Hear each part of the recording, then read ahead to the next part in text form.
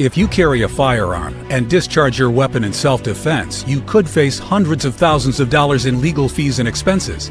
So carry the protection of CCW Safe, Self-Defense Legal Services membership.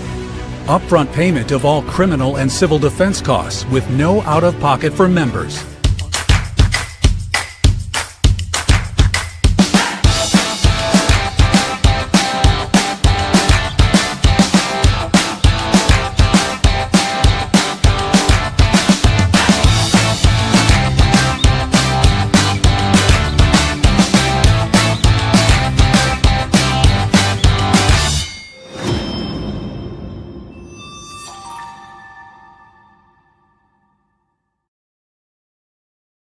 And we are back.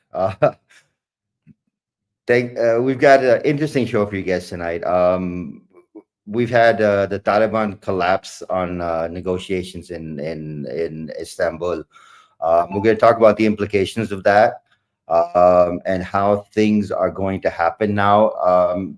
There's a lot of rumoring going on in terms of what the Taliban's trying to push out. So we're going to talk about that as well. I'm going to connect this to a series that I'm writing on Dead Drop Intel on Iran and Venezuela. There's three parts left to write on that. The first two parts have been written. If you go through and understand what we're talking about on the Dead Drop Intel site, you'll understand why President Trump has taken Venezuela to task and is really looking to push hard on what's happening there, because the amount of money being generated for Iran and how they're bypassing sanctions, it's very interesting on what they're doing there. I've got with me tonight my good friend S2.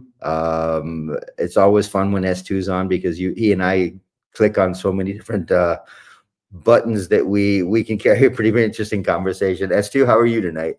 I'm doing all right. Hey, I wanted to ask you a question. Did you see the piece where Sami Hamdi was getting deported? Arrested.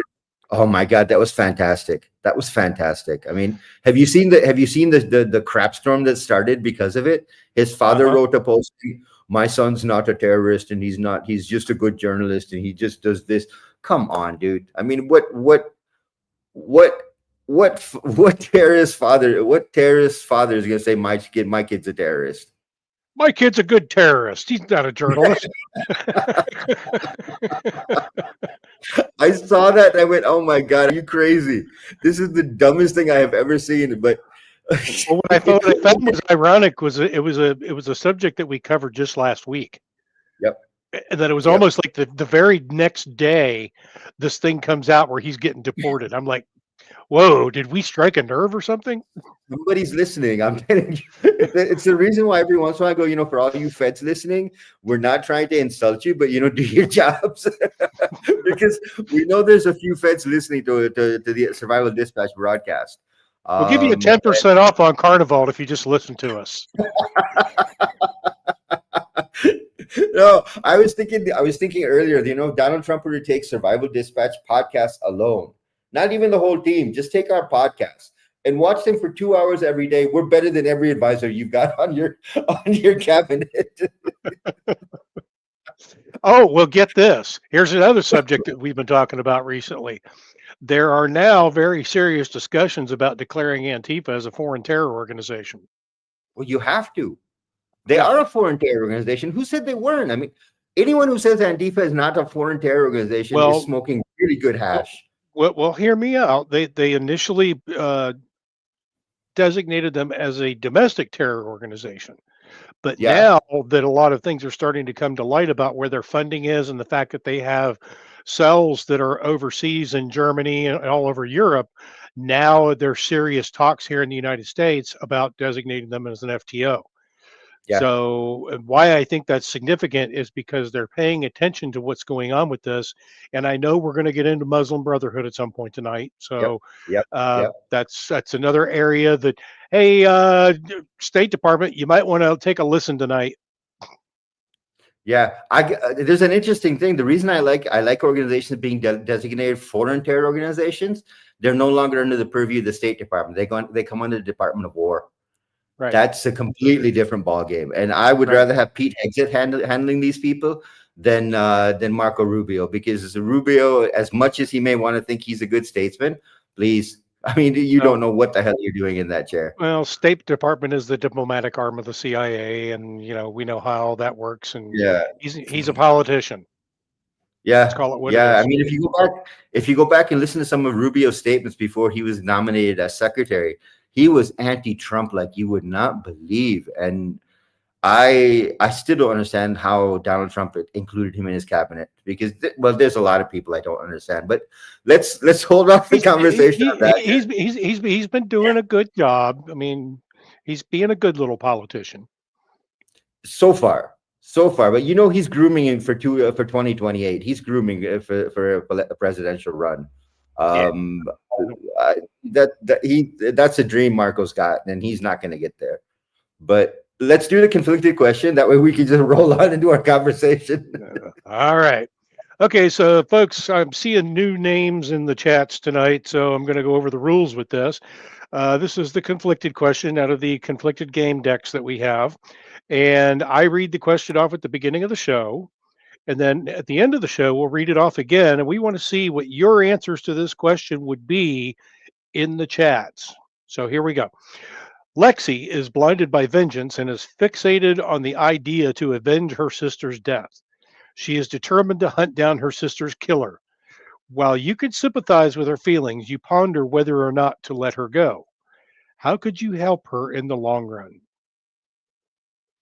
That's an interesting one. I know how I'm going to handle this one, but battlefield execution. Look, it's the best way. I mean, look, a lot of people make fun of this, but if you really think about it, the best way to handle people that incite violence in your country is not to put them through the courts. Put 3 bullets into them, and that's the end of the story.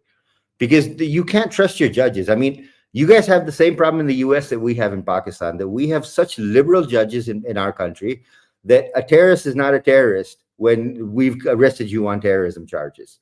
We've caught you with a damn bomb and you still go, oh, he's not a terrorist. We don't have enough evidence to call him a terrorist. Well, what more do you need? Do you need him to blow himself up and then we bring you the pieces and you say, okay, yeah, he was a terrorist? Here's just a finger. All right, let me catch everybody up. Last week, S2 and I were talking about the negotiation that were going on between the Taliban and Pakistan that were held in Doha last weekend. This weekend, we were visiting Istanbul. 3 days of negotiations. The Turks and the Qataris forced us into a 4th discussion with the Taliban.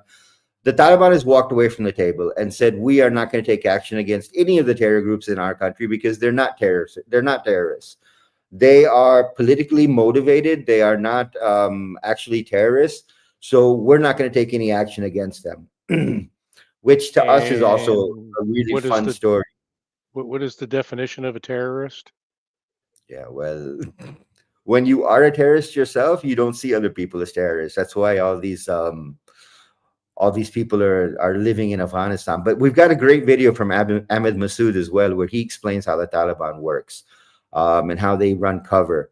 But this has now brought us to the point where Pakistan is, and the Taliban's made a threat to us that if we strike inside of Afghanistan, they will hit Islamabad. Okay, good luck. Good luck with that one. You don't have an air force. You don't have any planes you could fly. So all you got is suicide bombers. That's a finite number. But you do have a lot of good land out there that could be turned into a mirror. Yeah. And we're looking forward to doing that. I mean, we've been doing target packaging for the past couple of days. And we have now gotten to the point where everything is a legitimate target, including Bagram Air Base has now become a legitimate target because some idiot Indian has turned around and on YouTube put up a video, and now the Indian accounts are now posting that Bagram Air Base has been handed over to the Indians instead of the Americans. And this is going to turn into a very interesting little game. If Donald Trump allows this to happen, while he's paying the Taliban $40 million a week, we really need to sort this out. I already got Trump's answer to that. I'll see your Bagram Air Force Base and raise you a 20% tariff. Well, India's gotten beaten up really bad on tariffs, and I'm really happy they've been beaten up because the Indians, their entire tech economy is built on stealing from the Americans. They have never developed anything on their own. And if you remember, I think it was last year, one of their AI outfits was caught with having actually 607 people sitting at call center. It was a call center. It was actually about 2 years ago they got caught doing that. Was it 2 years ago now? Yeah. Okay. Yeah, I reported on that 2 years ago. Okay. They were trying to say it was AI when it was actually a bunch of people just typing into a computer. Yeah. Yep. But the reasons going into conflict now. Nick, let's put up that first link.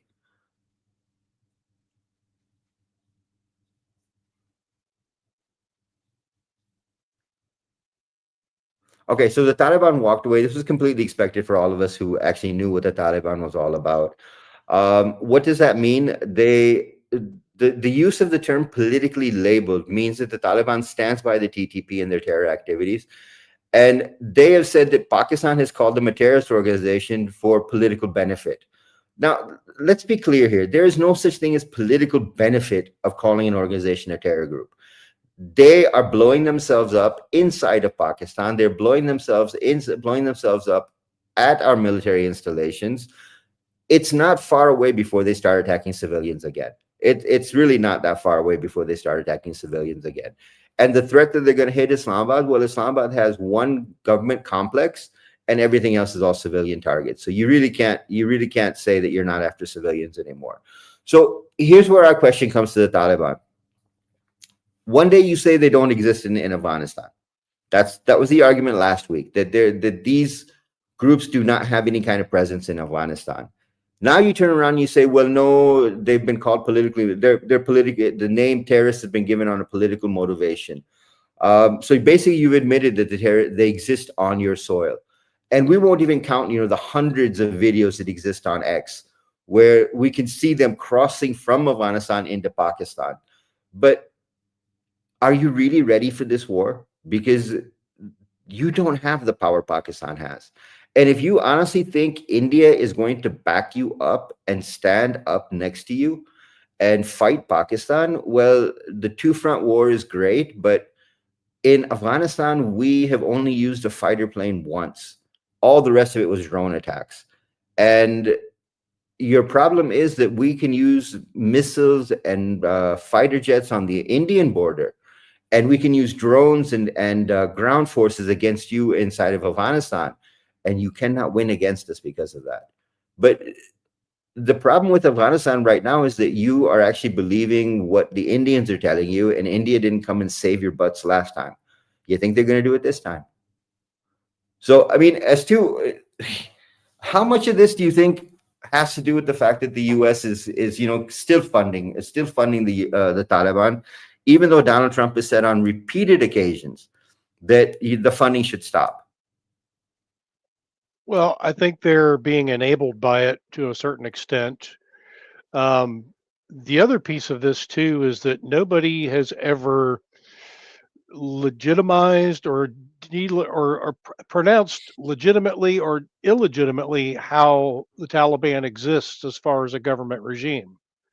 So therefore, in their minds, they think that they are the de facto regime in charge within Afghanistan.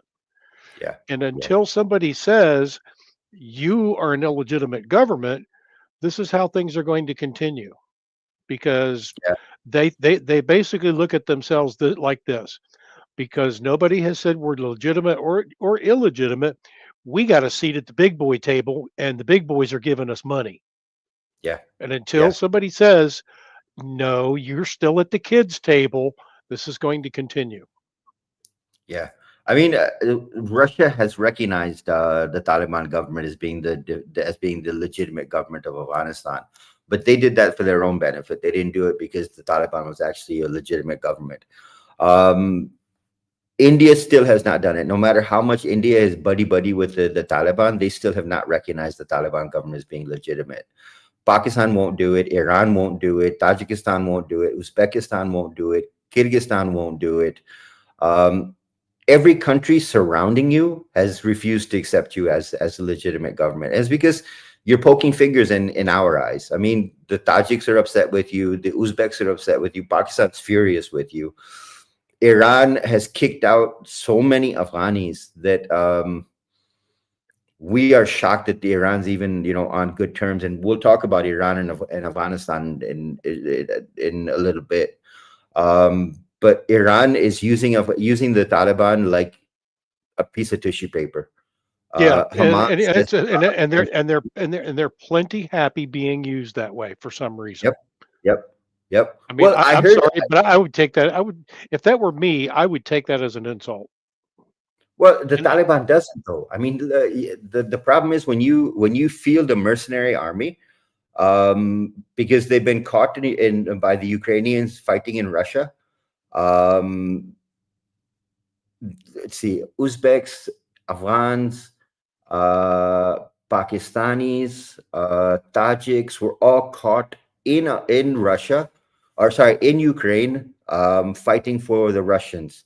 So that means you create a mercenary force. And I heard a story today which was really interesting. The Taliban is trying to force the US to re-enter Afghanistan so that they can continue to draw dollars from the US, and bigger dollars rather than the 40 million they're taking right now, which is absolutely hilarious that you think the US is going to come back and deal with you with kid gloves. Donald Trump is the type that will come through and he will bomb Afghanistan into absolute rubble. And then they allow the Indians to turn around and say, yeah, they're giving us Bagram. Yeah, that's not going to end well. It's just that's not going to end well. I mean, on one side, Trump has been furious with the Indians to begin with, and when I saw it, I let it pass the first three or four times I saw it roll through, and I went, no, it can't be. This can't be. They can't be that stupid. They can't be that stupid. And I went, wait a minute, you're talking about the Taliban, and you're talking about the Indians. That is the two dumbest races that were ever created on the planet.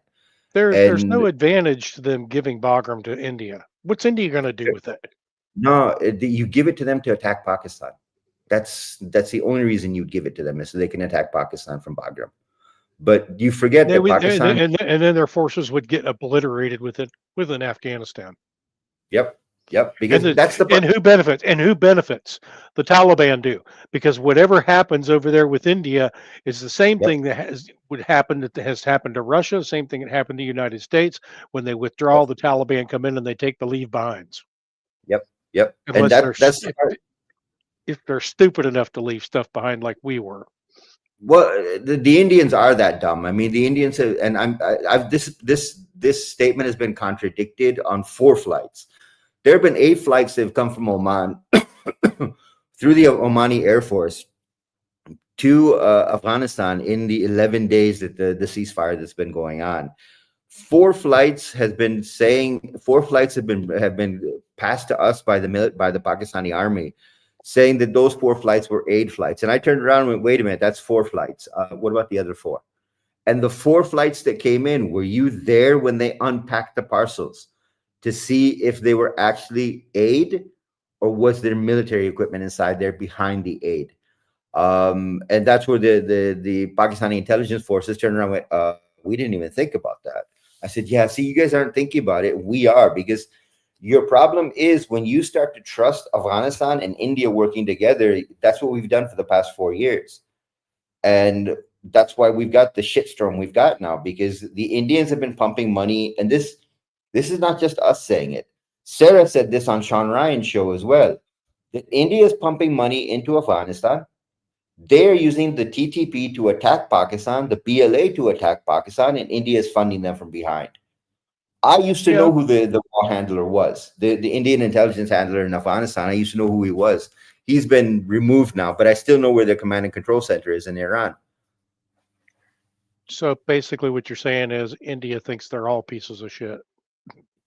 Yeah. They look, India doesn't have a problem, and India does not have a problem using Afghanis for cannon fodder. They have no problem. If they can do damage to Pakistan, they have no problem. They'll destroy Afghanistan. They don't care, but they want to hurt Pakistan.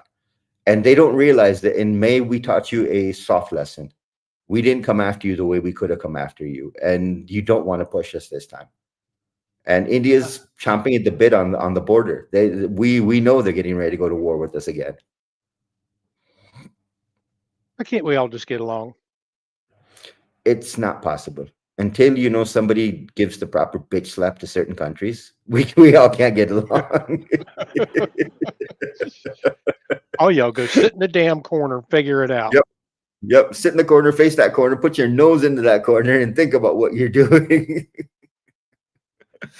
Nick, you want to run the video of Ahmed Massoud, because I think that adds context to what we're talking about. 500% since the Taliban in the past 4 years. 500% increase in terror attacks in Pakistan. S2, I'm gonna pop that one to you. But what do you think? It wasn't the Taliban that was doing it. They were just enabling it with our money. Yep. And an honest question for you, S2.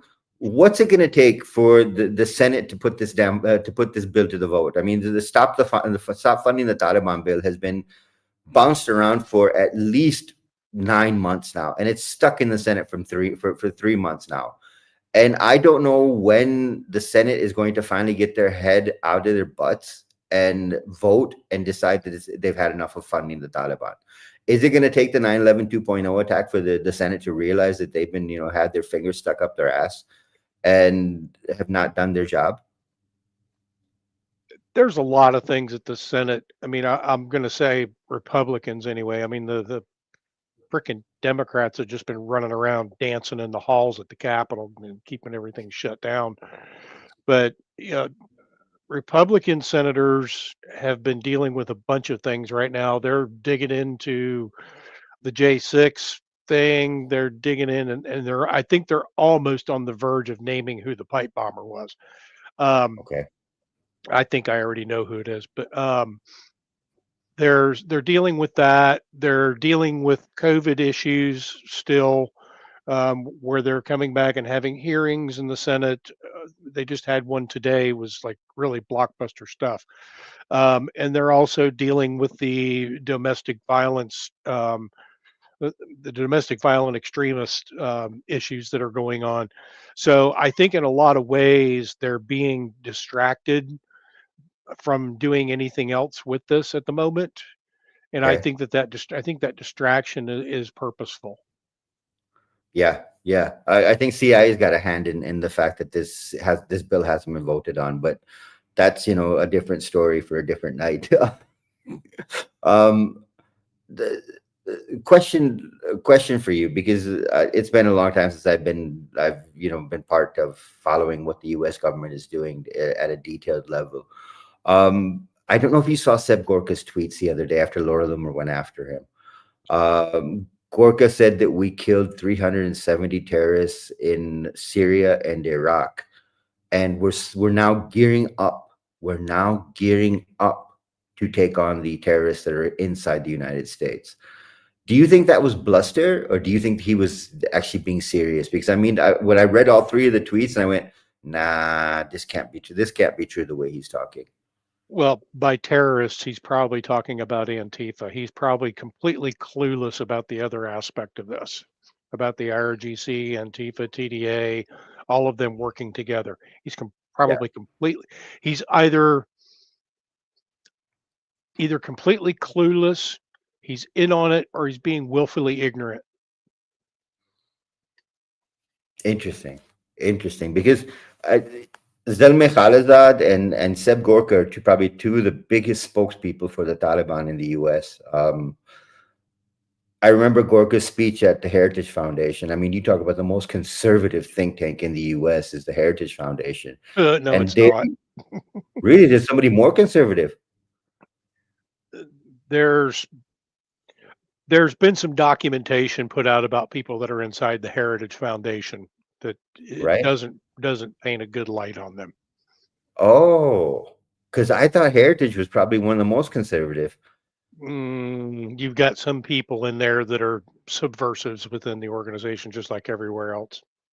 Fantastic. That means nobody's of any use in Washington. Well, we already know that.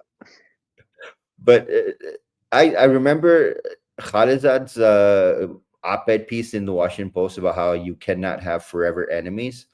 And he was talking about the Taliban. And I remember Gorka saying that, they are comparatively decent counterterrorism partners. And I sat back and went, either you guys are smoking some really good crack, or you just don't even know what the hell's going on. Because to believe that you cannot have a forever enemy, Al-Qaeda is never going to declare the U.S. is not an enemy until they have collapsed the U.S.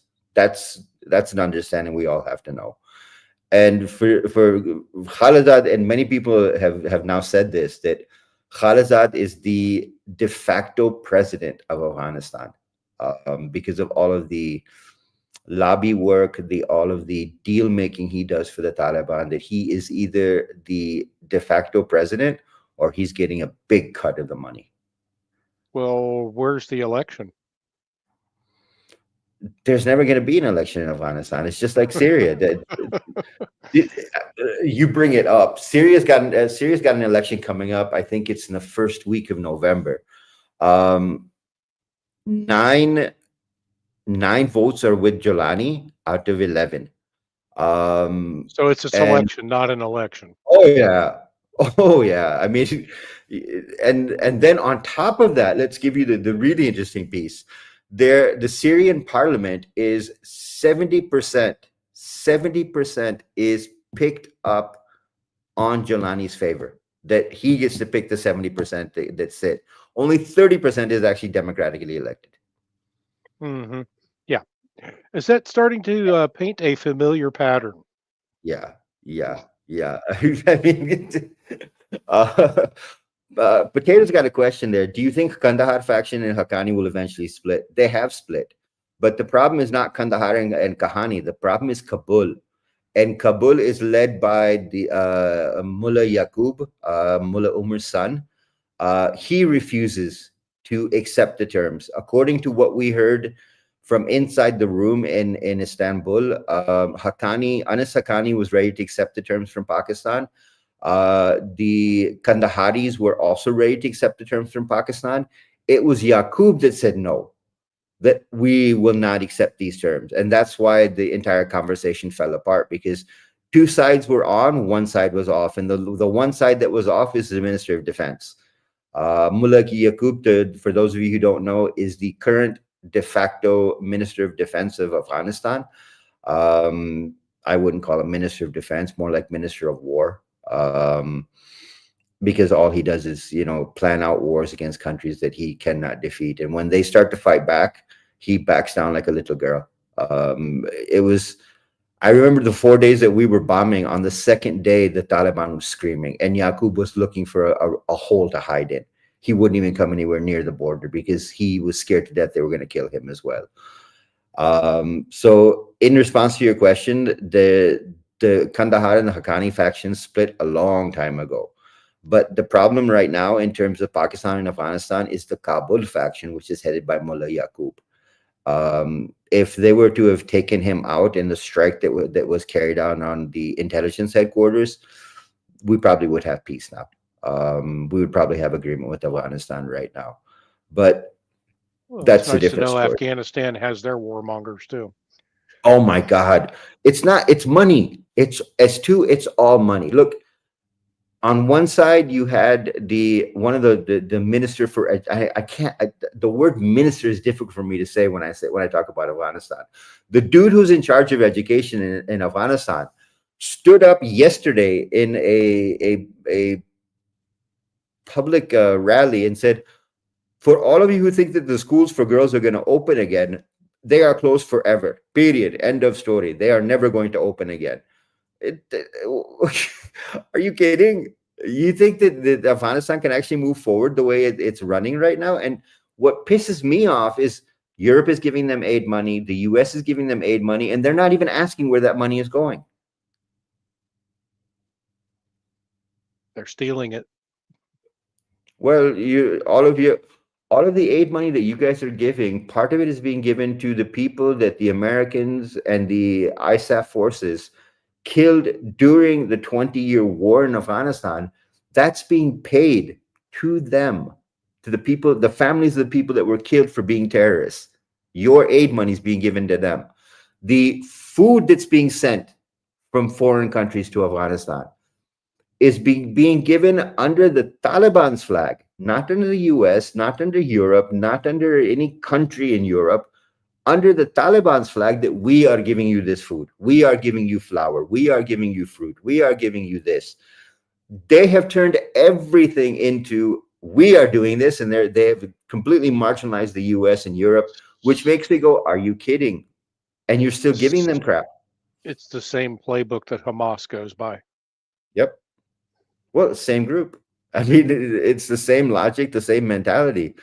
Do whatever you want to do and make it look like we're the good guys and everybody else is the bad guy. Rob, yeah, the Taliban is getting paid while the government is shut down. While your military is not being paid, the Taliban is being paid. So that should be enough to piss off every American, that while the military is not being paid during the shutdown, that the Taliban is being paid. And Van 11 has a comment here that I'll address here.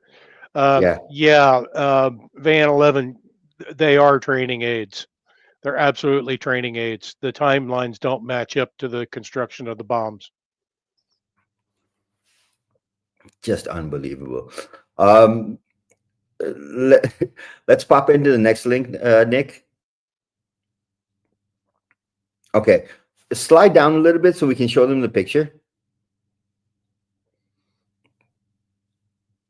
Here, the Islamic Emirate, quote unquote Taliban, Afghanistan, will respond to any attack from Islamabad. Now you can slide back up, Nick. We talked about this earlier. The Taliban has no military. They have American weapons. They have no air force. They have, well, it's a landlocked country, so they have no navy. They have no air defense systems. The only thing the Taliban has is suicide bombers and terrorists to fight.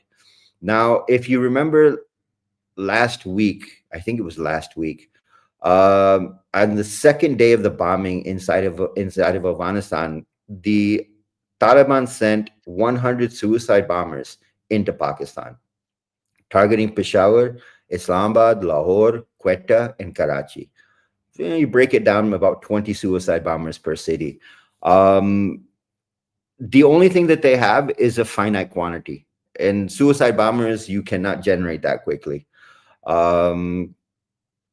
Convincing somebody to want to kill themselves is not as easy as many people think. That's about a lot of it, 1 to 2 year process, isn't it?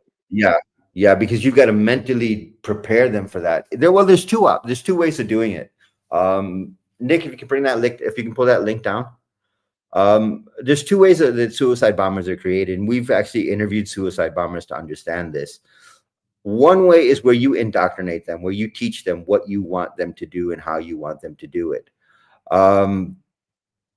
The other way is you addict them to heroin. And what you do is you keep shooting them up, you keep shooting them up, you keep shooting them up. They get to the point where they have no sense of what they're doing. And you just put a vest onto them, and the clack-off switch, the detonation switch, doesn't work. So what they do is they put them in a van, they take them to the location they want to blow them up at, and they push them out of the van and let them start walking. And like a good drug addict, they, stumble through and stumble through and stumble through. When they get to the point where they want to blow them up, a guy from behind sitting in a building maybe 100, 200 yards away pushes a button or dials a phone number and detonates that person, blows them up. Those are the two types of suicide bombers that exist right now in the battlefield in Pakistan and Afghanistan. The problem that you have right now is that even if we were to count up how many suicide bombers you have, there isn't more than 500. Now, 500 is a very limited number to wage war with. The most damage you can do is maybe take out one military installation with one bomber, maybe two. But you cannot get anywhere near major headquarters. You cannot get anywhere near major battalions. They're not going to let you anywhere near an Air Force base. There have been many attempts to breach different bases in Pakistan, and they've all been repelled at the gate, so they've never even entered into the base at all. So the idea of we're going to respond by attacking Islamabad is not only fool's gold, but absolute stupidity. It sounds like the same template that they've been trying to use here in the U.S. Yeah, yeah. Well, S2, these are all one playbook. I mean, Yeah. if you look at your lefty organization, if you look at Hamas, if you look at Hezbollah, if you look at the Taliban, if you look at Jolani, Boko Haram, Al Shabaab, all of them are operating from the same base. Well, even All of them. Antifa is operating the same way. If we talk about trying to approach a military base, they Yep. tried to hit the U.S. Coast Guard base twice now. That made no sense to me. The U-Haul backing up made absolutely no sense to me. If you're going to blow something up, you blow it up. You don't reverse into a target. That made zero sense to me. I mean, whoever Well, is I think what they were doing is they were trying to probe the response of the U.S. Coast Guard, is what was happening with that first one. The second right? one, I have no idea what they were doing other than trying to portray themselves as victims. I mean, it's we see the same thing going on. I'm using this as a crossover to parallel what's been going on in Pakistan versus what's been going on here in the United States.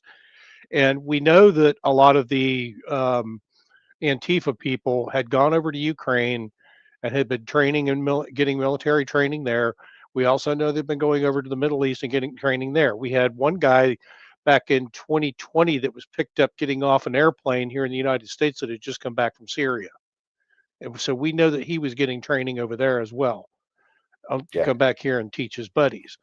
But the point that I'm making to this is, and what you've already alluded to, is this is the same playbook. They're learning it from the same place. yeah. Well, there's a lot of integration with all of these. I mean, Iran, IRGC, Ukraine, Syria, Iraq, Afghanistan. These are all training bases. I mean, they're all training bases, and people are coming from everywhere.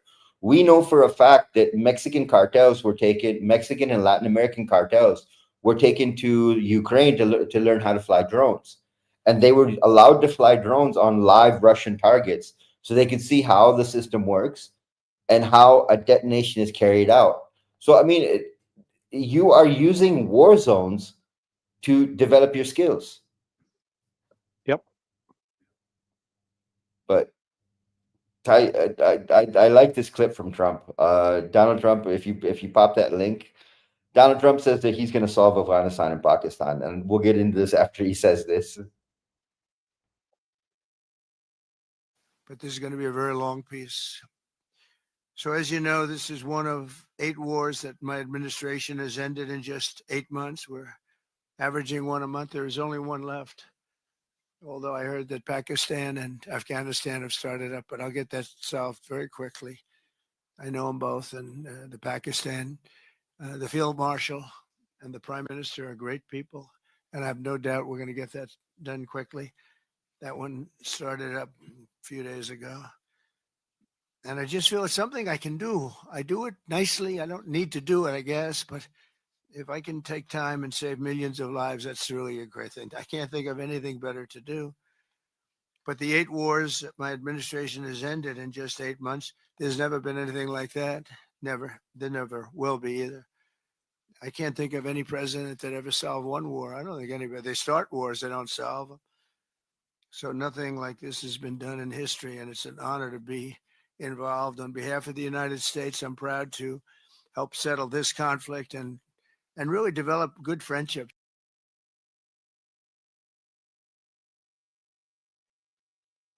S2, how is Trump going to solve Pakistan and Afghanistan?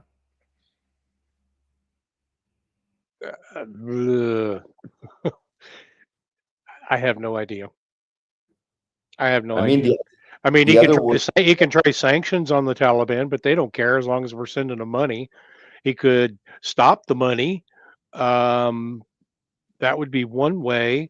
He could go after their financial resources, which would be India, put sanctions on India as well as raise tariff costs on them.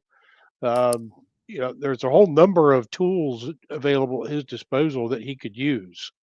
And I think that's probably what he would do, would go to the heart of the matter and say, hey, who's funding these guys?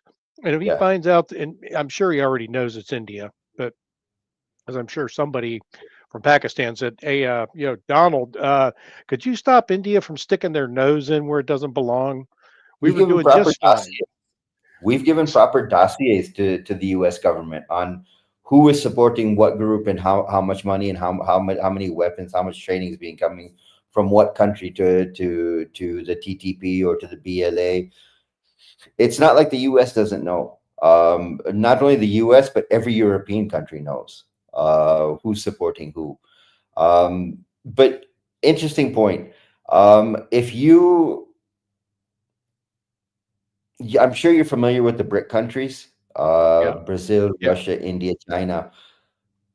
If you've noticed, as the tension has increased between the US and India, their involvement with BRIC countries has grown. I mean, they've literally done a stopgap on the other side, where they are now starting to figure out that, okay, if the Americans are going to be pissed off at us, then we're going to start working with countries that are up and comers and want something from India. How do you handle that side of it? Again, the way you hurt a gangster is through his Yeah, wallet. yeah, yeah, You stop them from doing business with the United States, which is going to be very difficult with China. Russia, I'm not sure what business we do with them currently. If probably very little at this point, to try to stay neutral in the Ukraine-Russia thing. Um, but yeah, you hurt gangsters in their wallets. That's how you stop them. yeah, yeah. Because I mean, I've been watching how India's responded to the tariffs that the US has put on them. They got really close to China. They have refused to stop buying Russian oil, even though Trump has said over and over that India has assured us that by the end of 2025, they are no longer going to buy Russian oil. And India has just increased the amount of oil they're buying from Russia. Um, they've done a deal with Brazil. They've done a deal with another country in South America. I can't remember who it is. Um, Well, India can do all the business it wants with Russia as far as buying their oil. That oil has to make it to India. Good point. Good point. Good point. Yeah, because I know India is if the problem you guys have in the US is you don't understand. Nobody translates the Indian media and shows you what they're saying about you there. The kind of arrogance they're talking about with when it comes to the US and with Trump, um, you wouldn't say that to your pet dog the way they're talking about Trump in the US. Well, And you figure out their trade routes and how they're getting their resources into the country, and that's another tool at the disposal that we probably have control of, because it's got to come around some waterway somehow, shape, or form to get to India, and if yeah, that waterway gets blockaded, it's not getting through.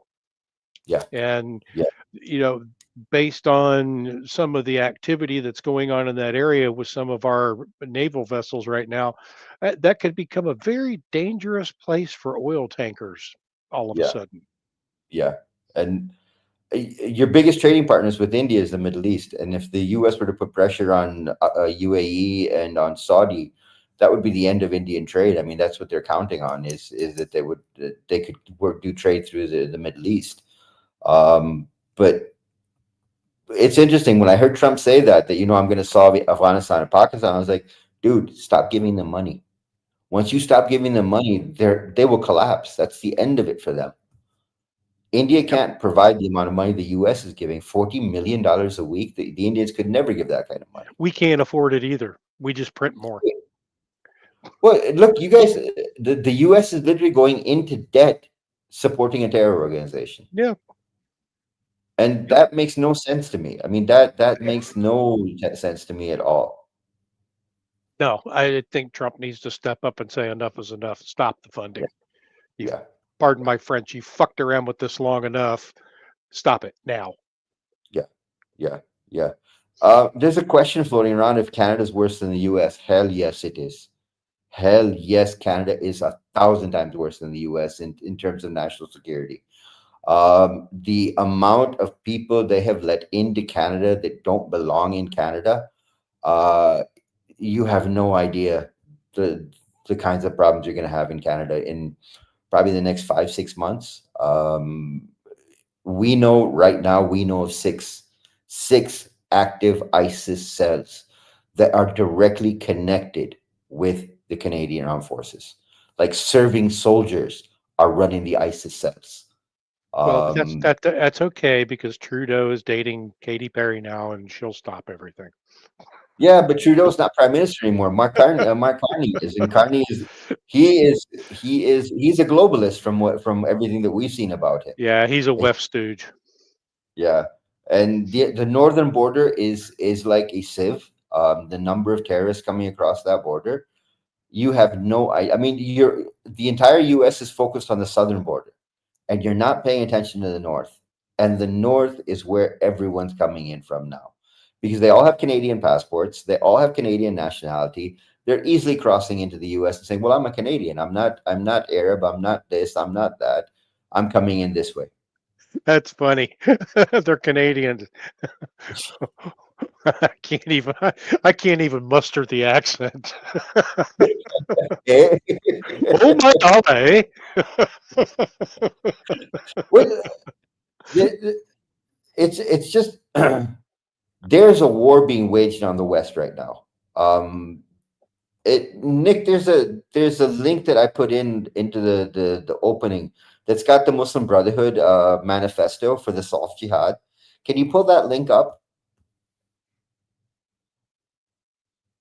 Muslim Brotherhood back in 1991 wrote a manifesto of sorts, where they laid out exactly how they were going to carry out a soft jihad inside of Western countries.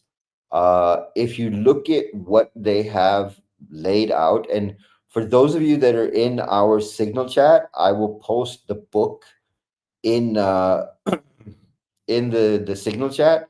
It's a total of 36 pages. When you read the 36 pages, you'll be wondering that what the hell has our government been doing since 1991 when this document existed. Um, they have laid Oh, out from a military point of view, from an economic point of view, um, from a social point of view, how they will penetrate the US government, the European government, every government to make sure nothing happens to them. Now, we've talked about this before. The Muslim Brotherhood is fully ingrained inside the US government, whether it be Department of Defense, Department of State, Department of Treasury. They have too many people in too many places. Getting them, and I'm still waiting to see how Marco Rubio is going to be able to pass the Muslim Brotherhood as an FTO, because he is going to get so much opposition that I don't know how he's going to be able to pass that bill. It's going to be just as difficult as passing the Stop the Taliban bill. Number two, if you look at Europe, uh, the UK government is completely and wholly controlled by the Muslim Brotherhood. There is no if, and, or but about it. Whatever the Muslim Brotherhood wants, they are getting directly from the UK. In May of 2025, and we just posted this link on our X. May of 2025, 3 Iranians were convicted on a national security crime in the UK. 20 members of parliament wanted the IRGC declared as a terrorist organization, and the British government didn't move. Did not move. When you look at that, you kind of go, yeah, they've got their stretch in there. Number four, when you look at how the Muslim Brotherhood is set up in the US, if you remember when we had John Rosamano on, John said that every mosque, every masjid in the United States is wholly owned by the Muslim Brotherhood. That is all financing. That is all funding going conquered, directly to the Muslim Brotherhood. conquered land. Conquered land, yeah. And see, there's a reason I bring this up. Political Islam and radical Islam are not that different from each other. That's the reason I sit back and I badmouth these organizations is because They are not practicing Islam. They are practicing politics and using Islam as the base for it. The same thing is true of terrorists. They are carrying out murder, crimes, drug smuggling, but they're calling it Islam in the process. That is not what the religion is. What you're seeing with Muslim Brotherhood, Al Qaeda, and all of this, the way people are talking about Islam right now is exactly what bin Laden wanted people to be saying about Islam. It's a war religion. It wants to conquer the world. It wants to do this. It wants to do this. The problem is that before 9/11, all these Muslims existed in the US and they were all peaceful. No one had any issues with anybody. But post 9/11, political Islam, radical Islam, terrorist Islam took the forefront. And now organizations like Muslim Brotherhood that should have been stopped back in the 90s have now become so powerful that if you remember the New Orleans case, when the mosque in Houston was connected to Shabir Jabbar, CARE went and shut down the mosque and said, you cannot talk to anyone from this mosque without a member of CARE sitting at the table with you. That's how ingrained they are. That's how much they protect their own terror links. And I want to get your feedback on this, S2, because I don't understand when you have that much penetration in the US government, how are you going to be able to create a FTO designation for the Muslim Brotherhood? I think we already know the financial ties. We've known the financial ties since the mid 80s. I mean, CARE was directly linked to the Muslim Brotherhood. I think, again, how do you hurt a gangster in his wallet? CARE is the financial arm of the Muslim Brotherhood in the United States, as well as the lobbyist arm. You start looking at all of the NGOs that are attached to CARE, and you start putting financial pressure on them. You go after them with your tools rather than going after grandmothers and uncles that with the IRS. Start going after our enemies with the IRS and start linking them in. Once you get that, then you can build a case to designate them with foreign ties to terrorists, even though it's kind of sitting in your face right now. But if you can build that case, then you can say, okay, now we have this case to designate them as a foreign terror organization, and there's no refuting it. And you're going to get pushback from people in our government, and that's okay. Let them push back. We've already been doing a lot of these things with some of our domestic issues here that has kind of backed Democrats back into a corner where it's now started the cracks are starting to show. And once those cracks start to show, then you can start exploiting those cracks. Yeah. Okay. Because I'm still stuck on that, is that when you're so built into that, when Muslim Brotherhood is ingrained themselves so deep.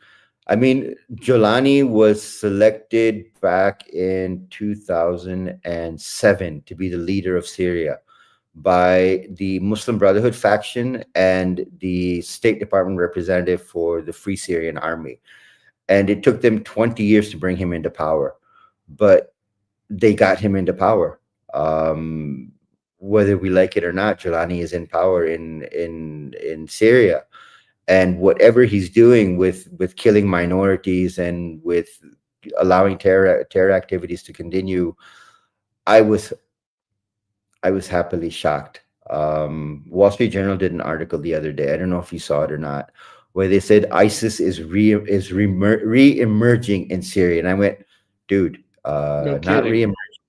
They were there, but they were all part of other groups, and now they've come back together as ISIS again. They've been part of HTS, they've been part of FSA, they've been part of every single group inside of Syria. And now you're seeing ISIS underneath the ISIS flag again. That doesn't mean they weren't there before. They were there. They were just hiding. But I'm shocked that, I mean, this is like last year when people were writing Al Qaeda re-emerging. I was like, dude, what are you talking about? Al Qaeda where did Al Qaeda disappear? You guys just stopped paying attention to it. Yeah. Well, we took out Soleimani, right? Yeah. Okay. We're done. Yeah, we're done. That was the end of all the terrorism, and we took out Soleimani. That was it. That's I look at the drone strikes that are going on in Syria right now, where they say we killed an ISIS fighter or an ISIS commander. How do you know he was ISIS? What, Jelani told you he was ISIS? Well, Jelani himself was ISIS. Jelani is Al Qaeda. Why are you not targeting Al Qaeda in Syria? Why are you not targeting HTS in Syria? And like last week, last week they arrested a guy. Coalition forces, U.S. Syrian coalition forces, arrested a guy that they thought was ISIS, tortured him, shot him, figured out he was actually HTS intelligence, Jelani's party's intelligence. They let him go, and then he died of his wounds. And they went, uh-oh, we kind of made a mistake there. And that's just that, for me, that tells me where U.S. counterterrorism actually stands at right now. That you are shooting yourself in the foot and going, whoops, we made a mistake. Yeah, that seems to be the soup of the day. Yeah. Nick, if you can pop Chris's video, because I've got to do a little bit after what Chris covers in the Survival Dispatch. The world is getting more dangerous and unpredictable every day. Your family's safety depends on how prepared you are. For just $7.99 a month or $74.99 a year with 2.5 months free, Survival Dispatch Guardian membership gives you powerful tools and resources to stay ready. When you join, you're automatically enrolled in the Survival Dispatch emergency notification system, and you'll get critical alerts fast. You'll also get an invite to our private high-traffic signal chat where members and experts share breaking intel. Guardians receive all 37 of our Survival Dispatch Insider e-magazines, normally $9.99 each, a $370 value, plus early access to our exclusive instructional videos before they go public. Join thousands of like-minded Americans who refuse to be caught off guard. Become a Survival Dispatch Guardian today at www.survivaldispatch.news/subscribe. All right. I don't know if everyone got the email or not. It's on the Survival Dispatch Substack. This week, we are running a 30% discount on the annual membership. So if you're thinking about getting a Survival Dispatch membership and joining our Guardians groups, this is the time to do it. This is a 1-week special that Chris is running. It's to help people that have wanted to join, but because of financial constraints weren't able to join, or the cost just was very prohibitive for them. 30% off, and you get access to everything Chris just talked about in the video. And you get a 30% discount on your annual membership. So if you've been waiting and hoping that we would kind of run a discount of some kind of our own, this is the time where you make that you can make that jump. And from my point of view, there's so much value in being a paid member of Survival Dispatch that I can't see why you wouldn't do it. I mean, the cost is very low. $74.99 a month minus 30%. You get access to well over $1,000 worth of materials. On top of that, you get direct access to every member of the Survival Dispatch team, which for some people is a lot of intelligence when you're ready, when you have questions to ask. And an added bonus to that too. There's a lot of people in here that live in the same states as other people live. So you get the chance to have the camaraderie with people that are in your same state, and possibly even get together and do what have a barbecue. Yeah, those kind of things. Yep. No, if for those of you guys that are in the live chat right now, that are part of the Guardian groups, I mean, you guys see the amount of messages that go through and the kind of discussions where people are able to connect with each other. That I'm in such and such state, I'm in such and such state. Oh, we should get together. There's a lot that Survival Dispatch has been able to do organically. I mean, this was never the intention, as Chris says. This was never the intention of how Survival Dispatch was going to run, but organically, the group has grown in such a way that we now have 4 different chat groups. The 4th chat group, Chris will announce tomorrow, that we've had so much discussion now that we had to separate into 4 chat groups so that people could get the information they wanted and not be caught up in. You mean I'm going to wake up on another planet again tomorrow? Well, no, it's going to be the same planet, but I mean, it'll give people another avenue to have their fun and games. The last time Chris did this, he added me to the group, and all of a sudden I started getting all these messages from this other group, and I'm like, what planet did I wake up on? I was in the Guardians group before. No, the Guardians group will still be. I don't want to steal Chris's thunder, but I know he's set up another group now. Tomorrow he'll unveil it and talk about how it's going to work. It's literally just a conversation forum where people can go and just talk about whatever they want to talk about. So it's a nice addition to everything we've got going on, because again, we talk about all the serious stuff all week long, and a lot of people come back with questions that they can't ask during the show. And even if you ask a question during the show, the comments are flying by so fast because there's 9 different platforms plugged into our live chat that 90% of the time we miss the comment and we're not able to answer it there. So when you're part of the Guardians group, you can either ask the question there and tag us and we can answer the question for you there, or you can send us a private message off of the Signal group and we can answer your question from there. So there's a lot of advantages to signing up with Survival Dispatch. Again, the 30% off is running for 1 week only. If you've been thinking about it and you wanted to join, this is the time to join. I'm going to pivot, S2. I'm going to pivot a little bit. I'm going to talk a little bit about what's going on in Venezuela, because things are ramping up and we're seeing the same kind of propaganda messaging coming out of Venezuela that we're seeing coming out of Afghanistan and India. I don't know if you saw the story that the Venezuelans put out, that they caught a number of, I think it was 7 mercenaries, quote unquote mercenaries, that were tied to the CIA, that were there to either kill Maduro or to overthrow his government. I know Trump has. I've been hearing little bits and pieces about that. Yeah. Yeah, no, I haven't really been paying attention to it. Mostly what I had paid attention to earlier on was Maduro saying, "We want peace, we want peace, we want peace," blah blah blah. Yeah, but have you heard how Maduro? Have you listened to how Maduro's statements have changed over the past week? He started off going, "Look, we don't want war, we want peace. We don't want war, we want peace."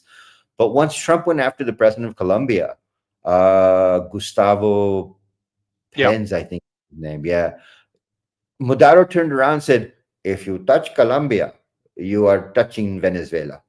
And all of a sudden it turned into one of those, fuck with my friend and now you're fucking with me. And that's, I think, the dumbest thing he could have done, because Colombia is a narco state. Everyone knows Colombia is a narco state. Yeah, Colombia's like the CIA headquarters for blow. Yeah. Yeah. It was Oliver North that was part of the whole smuggling back in the old days, where they were moving Colombian blow into Venezuela, from Venezuela into the US, and then selling it as crack cocaine in the inner cities. The Gary Webb story. Yeah, they started selling it to black folks in the inner cities to destroy the family units. Yep. So I mean, we know that Colombia is a narco state, and Venezuela is a narco state, but Venezuela also has so much natural resources that if the right person was in charge of those natural resources, they wouldn't need to run the drug economy. And Iran has taken great advantage of this. Hezbollah has as well, and Iran has as well. But have you looked at how much oil they have in Venezuela, S2? Yeah, but it's all sludge oil. Can that be processed in U.S. refineries? Yes. Yes. In fact, Okay. we're the only country in the world that has the ability to do that. That was why when Joe Biden was selling off all of our strategic oil reserves to China, he turned around and we were buying oil from Venezuela and bringing it up here. The problem with it is it also jacks up the cost of the oil for the processing, to process it into usable product like gasoline and things like that. So that also hurt our economy It was just another nail in the coffin, so to speak. Okay, because I know Venezuela has a great deal of natural resources, and I know oil was part of that because Iran is supplying oil to Venezuela. Venezuela is supplying oil to Iran. That's part of one of their money laundering systems that they have between both countries. But Venezuela has also been very kind to Hezbollah and to Iran in terms of training. Well, not just training, but providing training facilities for IRGC to train the Venezuelan army and the Venezuelan army to train Hezbollah and other terror groups that exist in the Middle East. Unit 910, Hezbollah's international wing, generates $300 million as of 2023. A year from Venezuela, $300 million that goes into fighting their wars against Israel and every other country in the Middle East. But do you think it's going to be regime change, or do you think they're going to kill Maduro? Which one do you think is on the U.S. platter? What's the difference? Well, regime change means they take you out of power and they throw you in jail. Well, Killing you means regime change also takes a very long time to accomplish. You have to set it up. I mean, let's take the United States, for instance. While they were going after Trump in 2016, they were basically setting up the coup for 2020 because they knew once Trump was in, he was going to run. He was going to run again in 2020, and it takes a very long time to set that up to be able to run some sort of a color revolution to accomplish that. So your quickest way through that is probably through assassination, but I don't think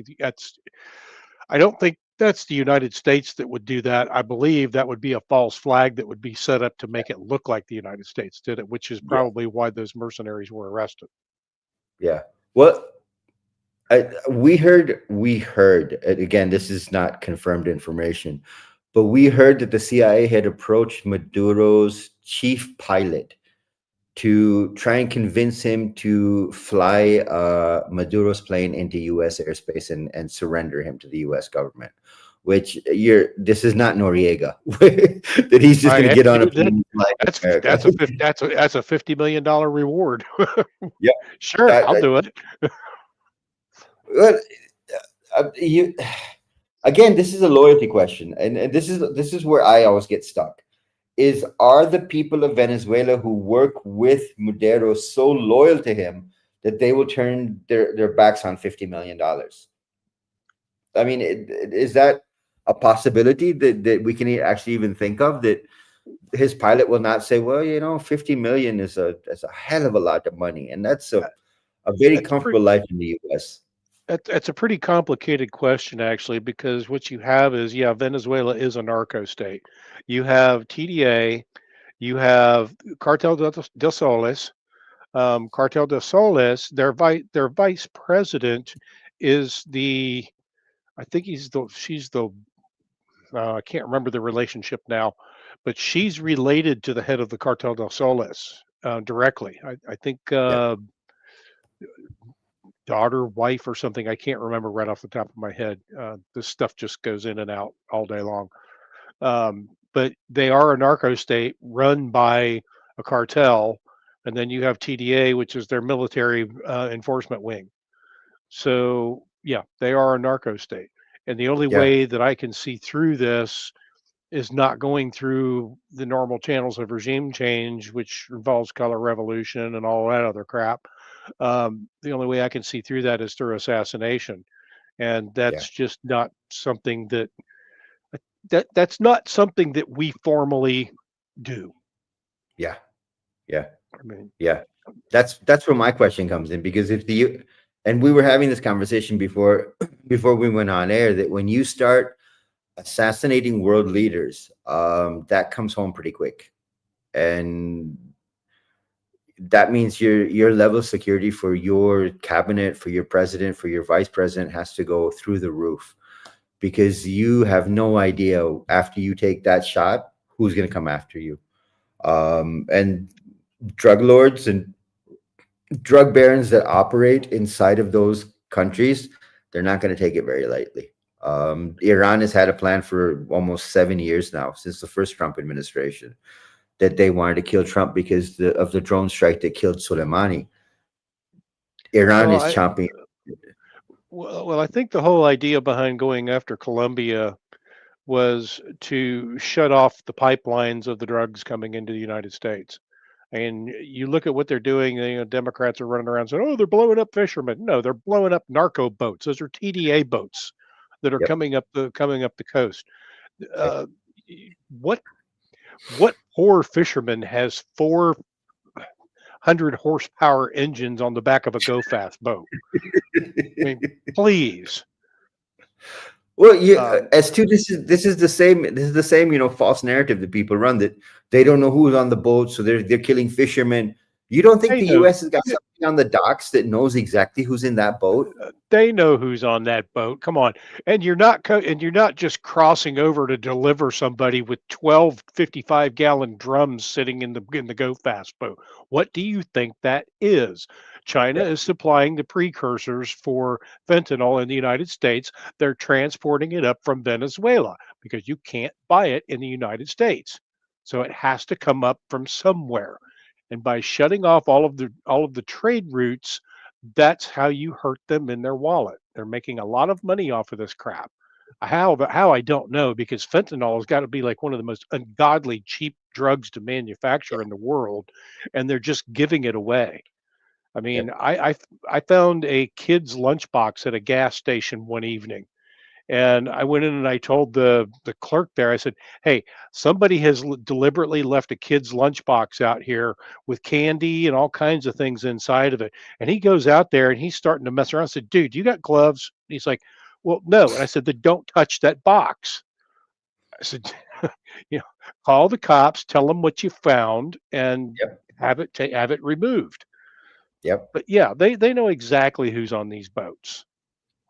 Now, for me, look, because we've been doing this series on Iran, I have a really good idea now of how many people from Venezuela are coming to Iran for training. And I repeat that, coming to Iran for training from Venezuela. There are specific camps set up in Iran, and Iran is funneling so much money into Venezuela. That money then goes into TDA. That money then goes from TDA into Antifa, through charities, through 501c NGOs, through private donations. There is so much money flooding in to create havoc in the U.S.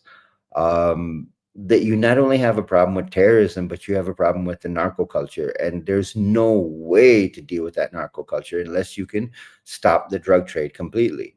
And there's only one way to deal with it. There's only one way to deal with it. And that's a bullet in the back of the head. Well, agreed. But here's my question. I mean, you may end the supply, but how do you end the demand inside the U.S.? Because you've got so many people that are addicted to fentanyl. You've got so many people that are addicted to coke. And I mean, just look at Manhattan alone. Manhattan's stockbrokers, bankers, how much coke are they buying on a daily basis? Yeah, well, if you look back in the 1990s, 20% of the population in the United States was addicted to cocaine. What is it? And we have so many more new drugs now to play with. Cocaine is kind of like the marijuana of the 90s, It's like it's the gateway drug into other things. And until you stop that demand, you're never going to stop it. You're never going to stop it. It's going to find a way in here. It'll get down to the point of who can afford it, because you have the supply and demand. If you have the demand for it and you cut off the routes to be able to get it here because there's a lot of risk to get it here, then the price goes up on the product and then people can't afford it, which means the lower income people can't afford it. So then they start going out and they start robbing people and start stealing whatever they can steal to feed their habit. And it's a formula for chaos. Yeah. I mean, that's always been. I mean, back when Reagan was president, they started the war on drugs. I asked the same question then. I went, you can just end all the supply you want, but you haven't ended the demand. And until the demand is gone, someone is going to find a way to get that thing into the country. And at one point, I even wrote, when I was in university, I actually wrote a paper saying they should legalize marijuana and tax the hell out of it. That was 25 years from today. Yeah, I've always been against that. Well, if you look at it, the U.S. has done it. They went ahead and legalized it. Yeah, well, some states have. It's still actually considered a Class C drug. Yeah, From federal standards.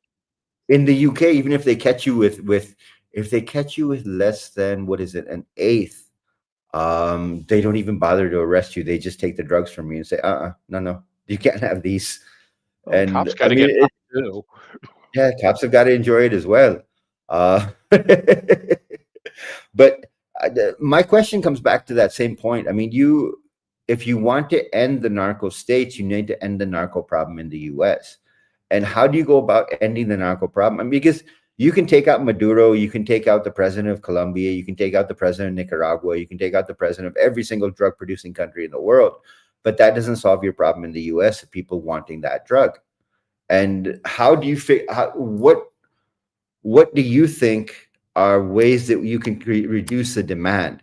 We'll get into how we handle the narco states after we get through this question, because this is something I've been struggling with, is how do you end the demand inside the United States so you can actually deal with the narco problem on abroad?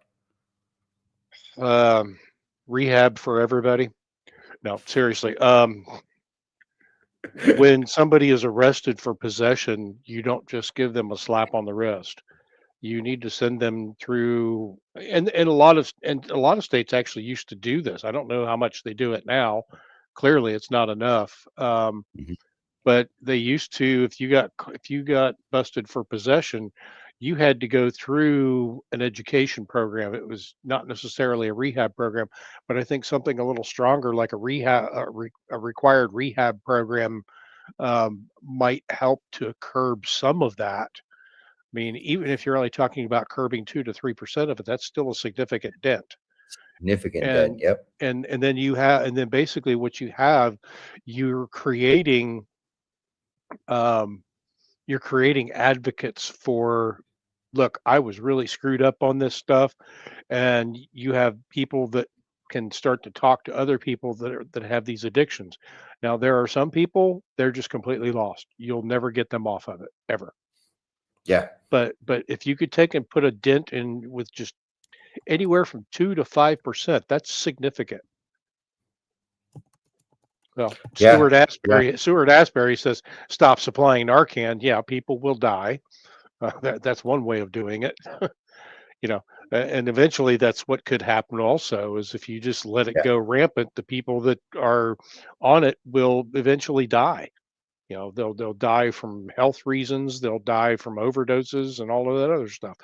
But that creates a whole other problem too. So, but is that not a repeat of the opioid problem that the U.S. already went through? If you let people just die, because even with the opioids, nobody addressed it, nobody dealt with it, nobody solved the problem, and all the people that were addicted to opioids ended up just dying. Well, look at what happened with China. When Great Britain was doing what they were doing to China and getting the Chinese people addicted to opium, actually. It was kind of the same situation that we're in now. So history is repeating itself in that respect. Yeah. And since we have China that's at the center of the fentanyl thing since the beginning, and they're still kind of at the center of it, then I believe that their whole idea is to get revenge, not just on the United States, because the United States had nothing to do with what happened with opium in China. That was all Great Britain that did that. And I think that this is their way of saying, we're getting even with you, with the West, for what you did to our people back then. That's possible. I mean, was it in unrestricted warfare to addict the Western people? Yeah. Was that the war? Addiction of all sorts. You had economic addiction, you had drug addiction, you had other things. So Okay. unrestricted in all senses of the word. Okay. All right. All right. Okay.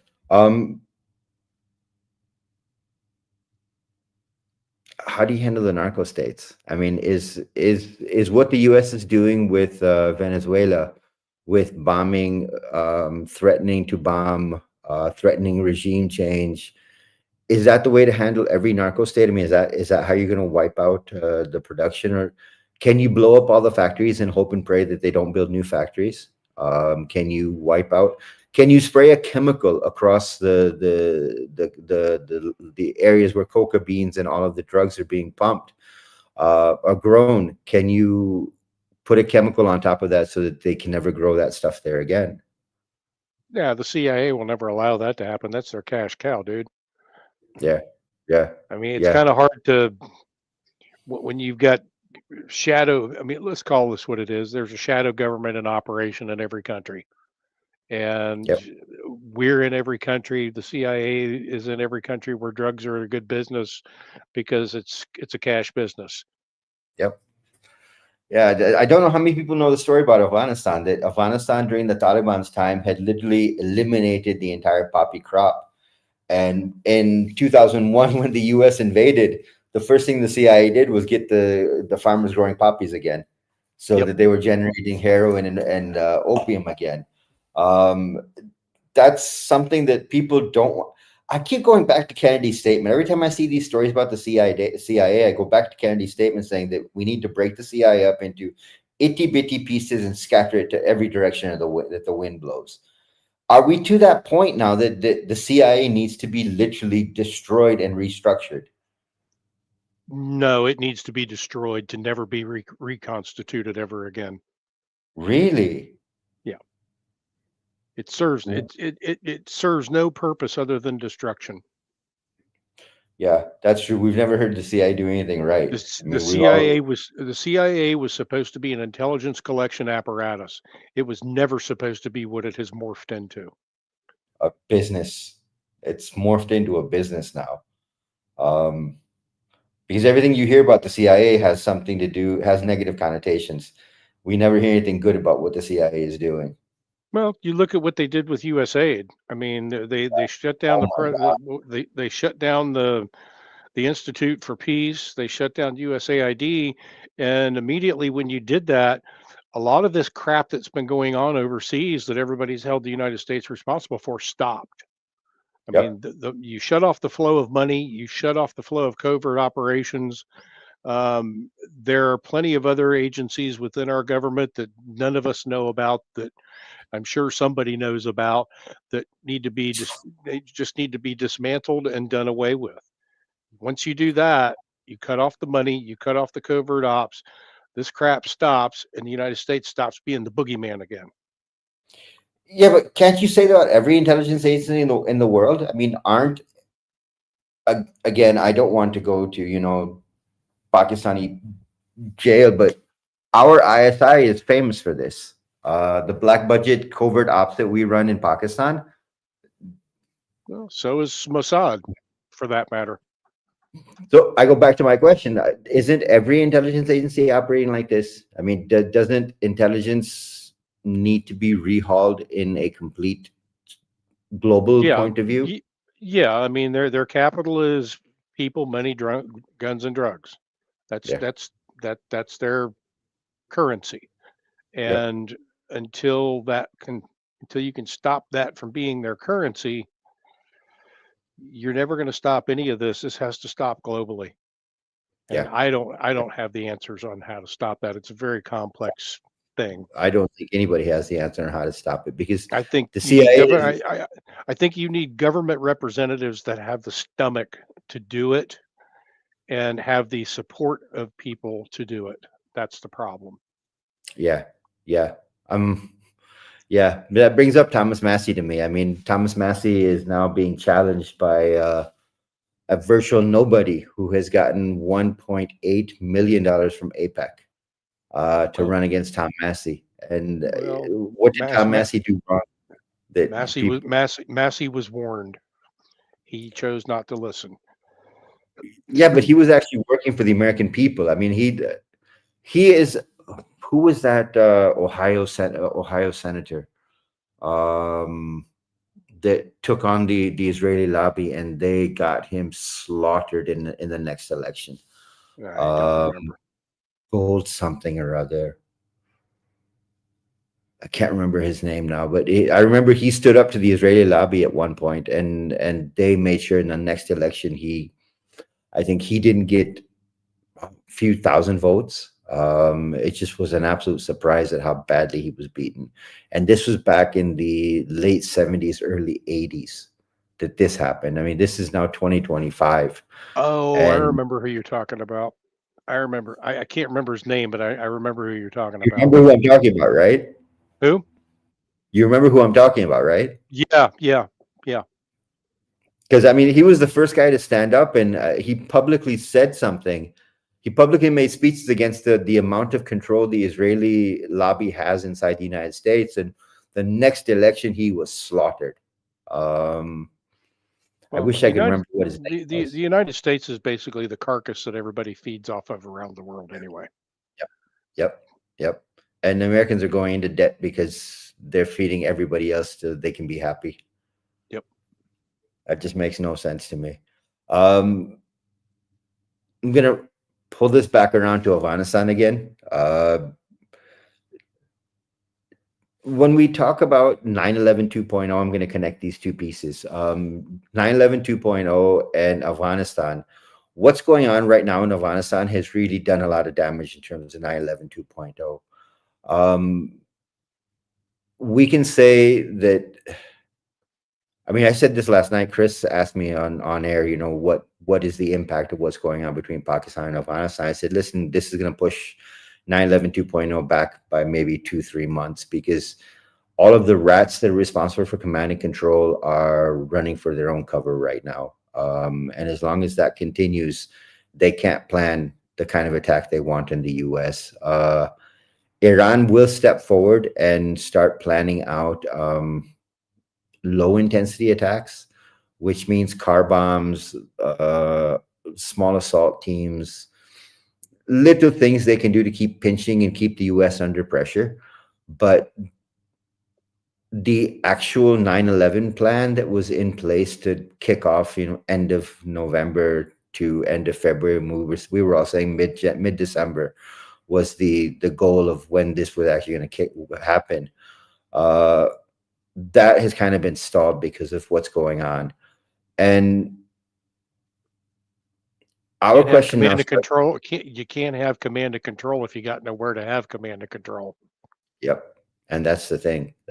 Because when you were sitting comfortably in your safe houses in Kabul and Kandahar and all of these other places, you could do a lot of planning. And now when you've got bombs flying and landing everywhere you are, you don't know where you're going to be safe anymore. The possibility of carrying out a complex coordinated terror attack inside the US, the level that we were talking about, has greatly decreased. And may God be with all of us in this endeavor, if Pakistan can decapitate the Taliban inside of Afghanistan, there is a possibility that 9/11 2.0 may not happen.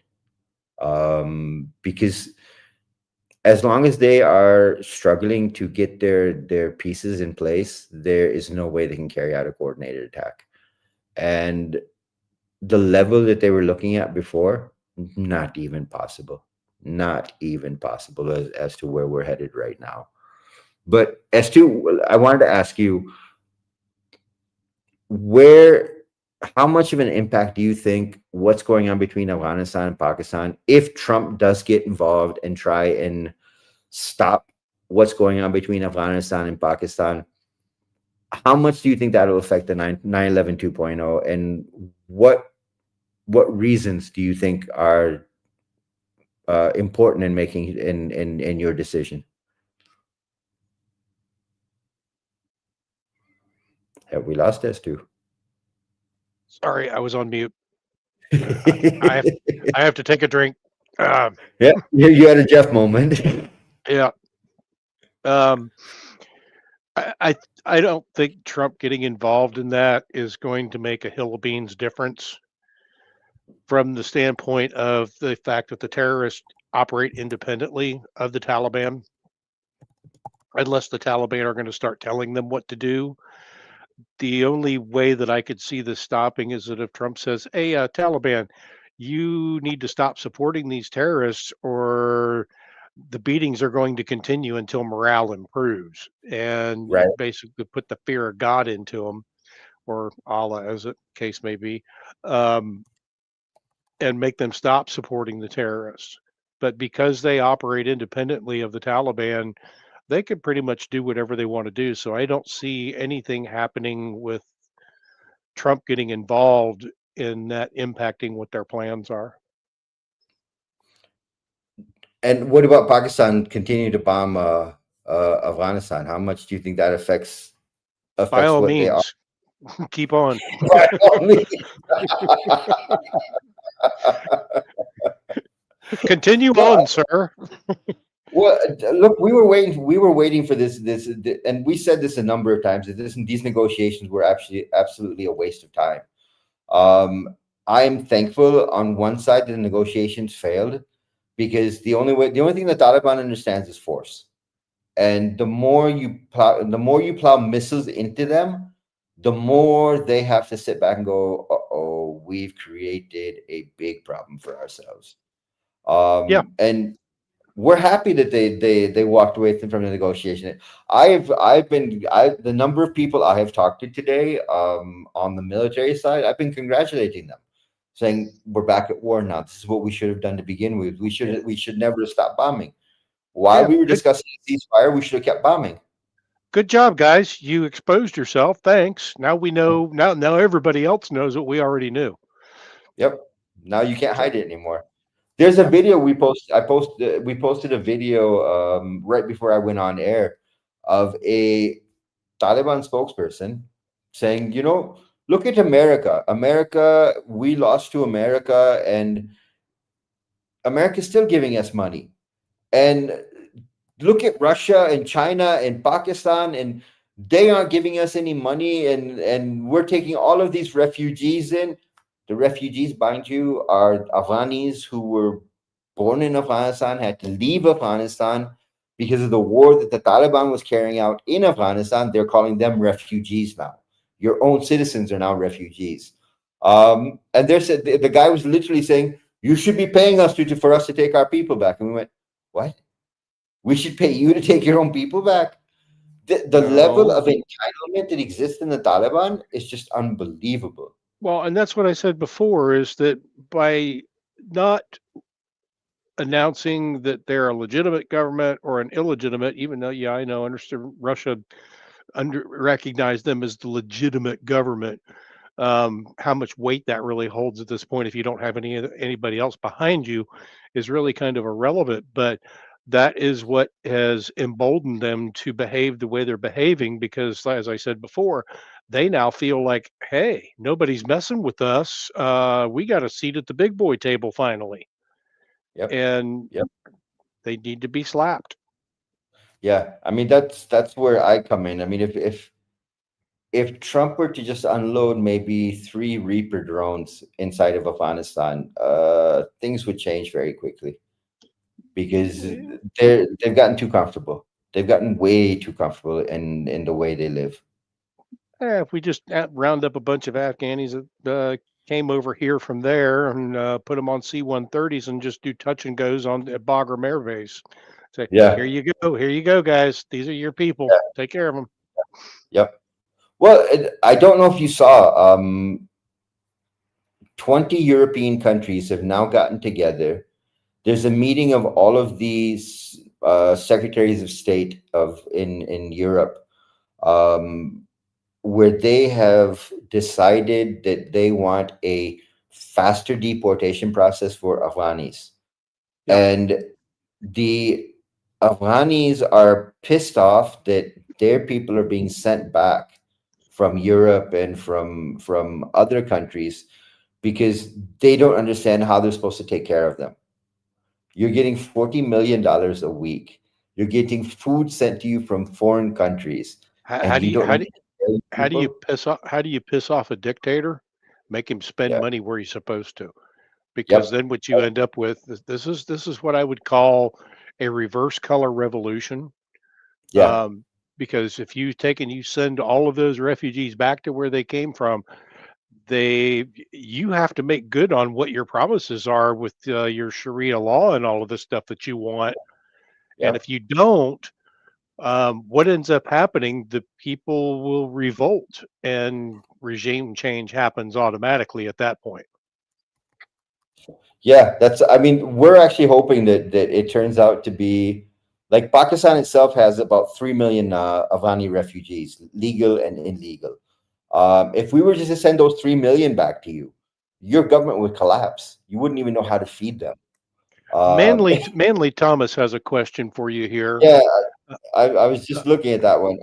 Look, Manly, right now, the problem is that it's unofficial Indian handles that are known for spreading propaganda. We don't know if it's true or not, but because the propaganda has been put out there, Pakistan has now put Bagram Air Base on the legitimate target list. So if the Taliban's even thinking about giving that airbase to India, we will blow it up before they can give it to anyone, because that's not theirs to give. And I have to go back into the Doha Accords. In the secret annexes, Bagram Air Base was promised to the U.S.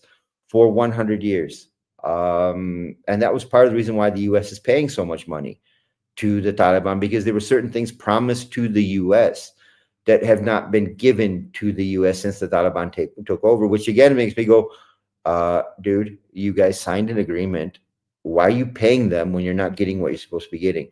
All of Afghanistan's rare earth minerals are also part and parcel owned by the U.S. for the next 100 years, as per the covert sections of the agreement that were signed in Doha.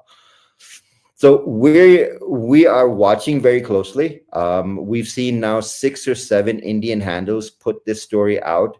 I saw a retired major from the Indian Army on a YouTube channel saying that because, and this is a 2-step thing, India had to shut down their airbase in Tajikistan because the Tajiks were pressured by China, Saudi Arabia, and Pakistan to take away the base they had in Tajikistan.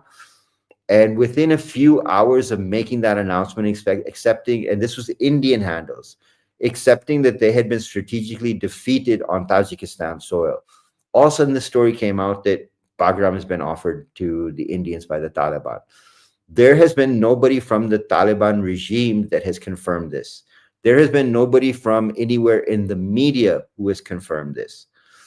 We are working from the point of view of, because you said it, we will make it a target now, so that you can never have that base. True or not, that will be decided later. And I'm sure Donald Trump will have a lot to say about whether that is true or not, and whether it gets handed over to India or not. But it's going to be an issue. Right now, we are treating it from the point of view of, because India has said it, and we know the relationship that India has with the Taliban, we will make sure that base no longer exists, so that you can never use it against any country in the world. So Manly, that's what the story is right now. We cannot say 100% yes or no that is true, but as far as we're concerned, it's now a legitimate target. And if Trump wants to stop us from bombing Bagram, he needs to put U.S. forces into Bagram Air Base so that nobody gets a hold of it other than the U.S. And there you have it, ladies and gentlemen. Yeah. So I think that's it. If we start another topic, we're going to roll over the 2-hour block line that we have. So Yeah, I think we pretty much have covered everything in the brief so far. Yeah, I think we got everything. I think we went over on a lot of information. People are going to be swimming through a lot of the things that we've put out there. But a lot of people are guessing the Ohio senator's name. I will find that name and I'll post it in the Guardian's chat. One person says John Glenn. It wasn't John Glenn. It wasn't John Glenn. This was Gold something. I can't remember what his full name was. There's actually Fulbright. It was Senator Fulbright. It was Okay. Senator Fulbright. Wait a minute. Let me just look it up, because I think it was Senator Fulbright that was popped out. No, Fulbright was there until 95. Fulbright was senator until 95, and he was from Arkansas. So it wasn't him. But I remember it was an Ohio senator. I will find the name. I will post it in the Guardian chat so you guys know who I'm referring to. This was 70s, 80s. And I understand why people think it's John Glenn, but John Glenn was not the one, nor was it James Trafficant. But I remember the guy had Gold in his name. That was in his last name was Gold. And I can't remember what his full name was, but I will look it up. But that wraps up tonight's episode. That's your homework assignment tonight, guys. That's your homework assignment tonight, guys. Find out who that was. Yeah, guess who it was. Come back tomorrow for the answer. There will be a quiz. Yeah. Nick, if you want to give us the John Madden pop.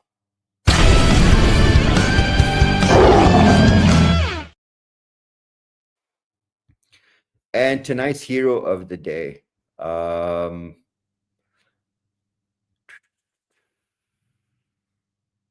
we have a hero of the day? Oh, I love Steve Inman. Is it Steve Inman again? No, yeah, it's one of Steve Inman's videos. Oh, great. Yeah. Steve Inman's his play-by-play is fantastic. He's another John Madden. He does play-by-play. Go ahead and play it, Nick. You know, Brazil continues to lead in major points when it comes to street justice and when it comes to people defending what is theirs. But the thieves need to beware, because in Brazil, there's street vigilantes everywhere. And it looks like they're not going to get too far, because you have another guy that's actually running from the distance. Old Man Withers pulls out that Wi-Fi hole puncher, gets to work, and starts distributing generous doses of penicillin, followed up with some complimentary booster shots, saving these guys a future trip to the hospital as they go from criminals to holy men instantly. Let's take a quick look at the replay. Where the hell did this guy come from, and who the hell is he? Is this Charles Bronson of our time? Let's take a quick look at the replay. They came in thinking they were going to steal this bike, steal all this stuff, but not today, my friend, because street justice prevails once again in Brazil. Another chitty bang bang moment in all its splendid glory, and another wholesome ending when it comes to justice. You know, and didn't drop his cigarette either. Nope, cigarette in mouth and kept firing. That's good stuff, man. That's just good stuff. I think we're up to the conflicted question. Yep. Go ahead, Nick, boss. Put the conflicted question up on the screen, Nick. Here we go. Okay, folks, I need you to smash that like or thumbs up button or whatever medium you're on that says that you have enjoyed what you've listened to tonight. And we're going to read the conflicted question again, and we want to see your answers in the chat. Here we go. Lexi is blinded by vengeance and is fixated on the idea to avenge her sister's death. She is determined to hunt down her sister's killer. While you can sympathize with her feelings, you ponder whether or not to let her go. How could you help her in the long run? Khalid. All right. Well, look, first off is to sit her down and ask her, are you sure you want to do this? Once she decides, yes, this is what I want to do, then I will give her all kinds of support, from intelligence gathering to tracking to helping her find her target, helping her to get target in her sights, teaching her how to shoot. I'll help her with everything, because vengeance, when someone's killed your sister, then you blood for blood. So my thoughts on it is, God gives us free will to do whatever we want to do. We have to make our own choices. But like you said, you sit down and you have this discussion and you give her the realities of what she's going to have to live with and let her make her own choice. If she wants to do that, then okay. Here we go. Here's your training. Let's go. And tell her you have 6 months to train, and then you're going to go do it. Yep. And after you do it, don't come You have back. to deal with what comes back. You have to deal with what comes back after that. Whether it be nightmares or whatever it may be. As I Taking a said, human life it's very difficult. I mean, a lot of people think it's really easy. You pop a gun and you can take someone's life, but it's not that easy. like I said, when you're done, don't come back. Yep. You're on your own. Yep. Go find another place to be. Yep. So with that wraps up our episode for tonight. Special thanks to S2. For those of you who are looking for a good meat substitute to stock up on, please get yourself some Carnivalt. Eat Meat is our discount code, gives you 10% off the purchase of Carnivalt. I'm still waiting for my first delivery of Carnivalt after hearing everyone talking about it. I really want to try it. If the Carnivalt people are listening, I'm still waiting. I know you're behind on orders, but I've heard enough, and I've seen in it a lot of videos of people cooking with it. I'm now to the point where I really want to try it out. So Eat Meat is our discount code for Carnivalt. For those of you who want to sign up for a Survival Dispatch membership, there is a link on the website where you can go and sign up with a 30% discount for the next week. If this is the best time to sign up, if you've been holding off, if you've been waiting, you've been trying to decide whether you want to sign up or not, financially constrained, I think we came up with $54.99 or $5.99 a month was the rates that we figured out. You're not going to get better deals than this. Bab, I see you're having trouble. If you email support at Survival Dispatch, we'll help you out with your sign up. We'll help you figure out why you're having trouble with signing up. But please do take advantage of this. Once you're part of this network and this group, you'll understand why we all talk about why you should get involved and become a paid member of Survival Dispatch. There's a lot of benefits that we can't even tell you on air because we don't even see it. The group, the conversations, the access, the magazines, early access to JJ Morris's videos, the access you get to the team itself. There's a lot that comes with being a paid member of Survival Dispatch. So if you have the ability to or the want to, go ahead and become a paid member. If you can't afford to be a paid member, then go ahead and sign up as a free subscriber, because free subscribers still get everything that happens at Survival Dispatch. You get our updates, you get our newsletters, you get everything that we do. The only thing that you don't get are our sources, and you don't get early access to JJ Morris's videos, behind the scenes access to the team. So you have the options out there. A lot of you have gotten a lot of information from us. A lot of you get a lot of information from us. Getting it sent to your email every day is a nice comfort. I get email, but go ahead. I will also say this much. You will also get access to our exclusive discussions on pancakes. Pancakes and beer. Pancakes and beer. Yes. Yes. You cannot forget that. And it's, if I'm not wrong, it's Bruno and Red and Astromop.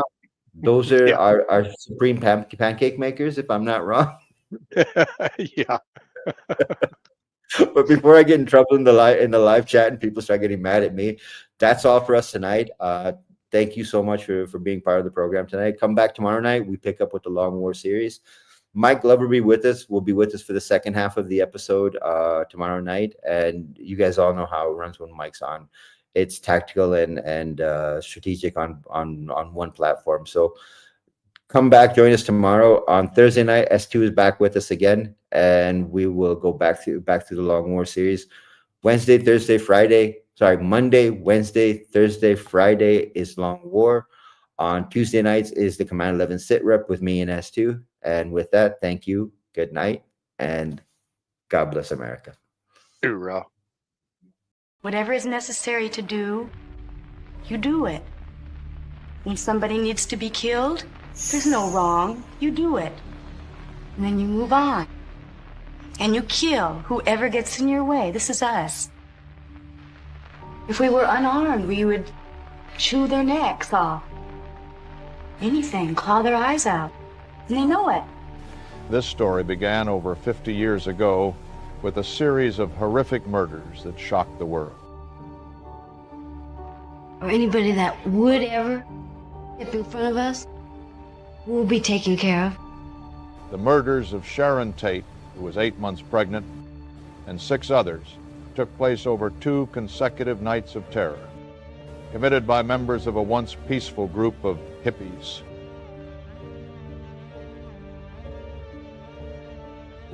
The victims suffered 102 stab wounds. One of the victims was hung from the living room ceiling. What's the big deal? 5 or 6 people get killed, and you all freak out and put it on us. The killing spree was masterminded by the group's leader, Charles Manson. The killers included 3 young women, one only 16 years old. The cult became known as the Manson family. The people you call my family were people that you didn't want. Children that were alongside the road that their parents had kicked out. So I taught them that in love there's no wrong. The question on everyone's mind was, how did he do it? How were ordinary, innocent young people seduced? How did he get them to this? We're always ready. The core of Charlie's family was young girls. He drew them into his twisted world and took over their personalities. They then recruited other cult members. We all wanted to be Charlie, not like him. We thought he was the one to be. I gave up my personality and become what he showed me I can be. Then he taught them a worldview built on chaos and revolution. Charlie called it Helter Skelter.